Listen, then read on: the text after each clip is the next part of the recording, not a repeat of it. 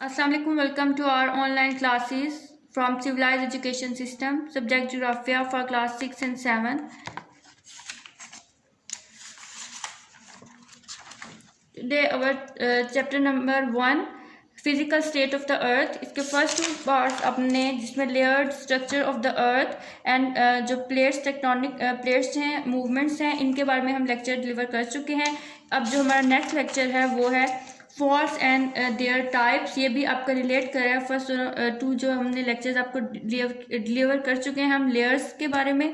ठीक है, ये बिल्कुल उससे रिलेट कर रहा है. इसका start now we will start our lecture.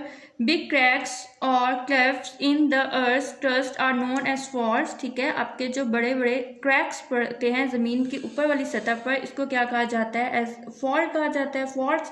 Because of these cracks lithosphere is divided into big and small parts. ठीक है, इन्हीं क्रैक्स की वजह से आपकी जो ज़मीन की फर्स्ट जो क्रस्ट जिसे लिथोस्फीयर भी कहा जाता है, ये डिवाइड हो जाती है बिग एंड स्मॉल पार्ट्स, बड़े और छोटे हिस्सों में. These parts are moving continuously because there are molten rocks beneath them. ठीक है, यही वो हिस्से हैं जिनकी मूवमेंट मुसलसल हरकत की वजह से there are molten rocks beneath them. जमीन के निचले हिस्से में जो है मोल्टन रॉक्स बनना शुरू हो जाती हैं, यानी कि मोल्टन जो रॉक्स होती हैं वो लावे की शक्ल इख्तियार कर लेती हैं. Due to motion of tectonic plates the cracks have extended hundreds of miles deep. ठीक है, इन्हीं जो टेक्टोनिक प्लेट्स की हरकत की वजह से क्या होता है, ये क्रैक्स एक्सटेंड बढ़ते जाते हैं हंड्रेड्स ऑफ माइल डीप, यानी कि जितने गहराई में जाते हैं प्लेट्स मूव करती जाती हैं और ये क्रैक्स जो है इंक्रीज होते रहते हैं.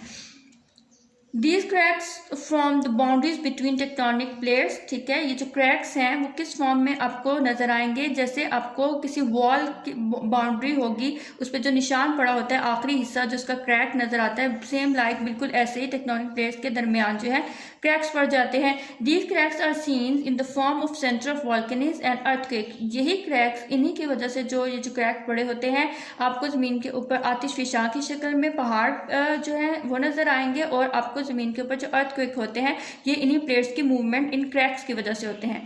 Pacific plate is surrounded by volcanoes. ठीक है, जहाँ पे ये पैसिफिक प्लेट मौजूद होती है वो वहीं पे आपको जो है आतिशफिशा पहाड़ नजर आएंगे, वॉल्केनीज नजर आएंगे. Most of the earthquakes occurs in this area because it is surrounded by the cracks.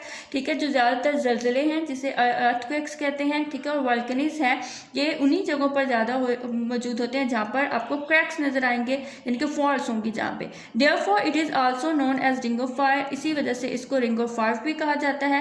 Usually the faults are formed in weak areas. ठीक है, ज़्यादातर ये जो faults हैं, क्रैक हैं, किन जगहों पर पड़ते हैं? उन जगहों पर जो कि weak areas होते हैं, जहाँ पे प्लेट्स की मूवमेंट सबसे ज़्यादा होती है. The area where a fault form is known as a fault zone. ठीक है, वो एरिया जहाँ पर क्रैक सबसे ज़्यादा होते हैं उनको fault zone कहा जाता है, यानी कि वो weak area होता है उस जगह का.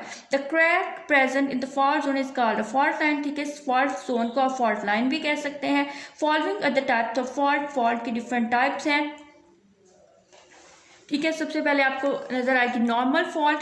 ठीक है, नॉर्मल फॉल्ट में क्या है? In normal fault parts of the crust move in opposite direction. ठीक है, नॉर्मल फॉल्ट में जो क्रस्ट के उस बीच जो अर्थ होती है, सरफेस फर्स्ट एरिया होता है, उसमें जो है जो फर्स्ट लेयर होती है उसमें जो प्लेट्स की मूवमेंट होती है वो ऑपोजिट डायरेक्शन में होती है. Due to the removal of upper layer lava comes out through the weak portions of the earth and volcanic eruption occurs. ठीक है, जब आपका लेयर में जो अपोजिट डायरेक्शन में प्लेट्स मूव करती हैं और इन्हीं की वजह से आपका जो लावा है वो ज़मीन के ऊपर नज़र आएगा, यानी कि आतिशफिशा पहाड़ जब फटते हैं तो ये लावा ज़मीन के ऊपर आ जाता है और इसी वजह से वहाँ पे जो है लावा पिघली हुई शक्ल में आपको नज़र आएगा. आपको इसकी जो नॉर्मल फॉल्ट की पिक्चर है ये भी आपको यहाँ पे शो हो रही होगी, इसकी जो मूवमेंट है.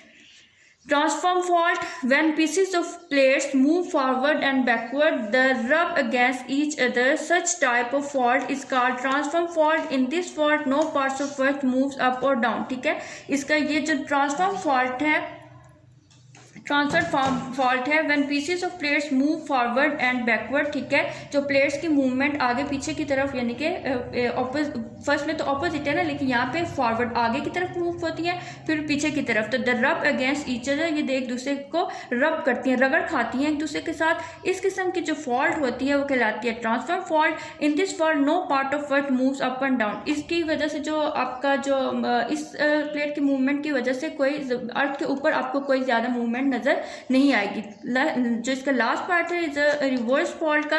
Reverse fault occurs when players move towards each other, ठीक है। रिवर्स जो जब फॉल्ट अकर होती है तो क्या होती है, ये मूव कैसे करती है, टूवर्ड्स ईच अदर, एक दूसरे के साथ, यानी कि ऊपर से नीचे की तरफ ये जो है रगड़ खाती हैं। Due to the pressure between players earthquakes and eruption of volcanoes occur, ठीक है।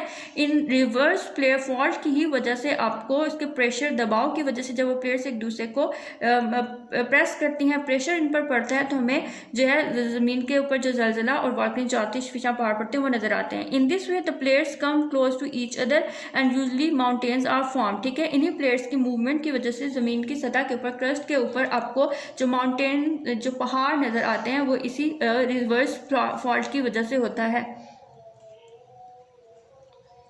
ठीक है। होप सो आपको आज का ये लेक्चर समझ आ गया होगा।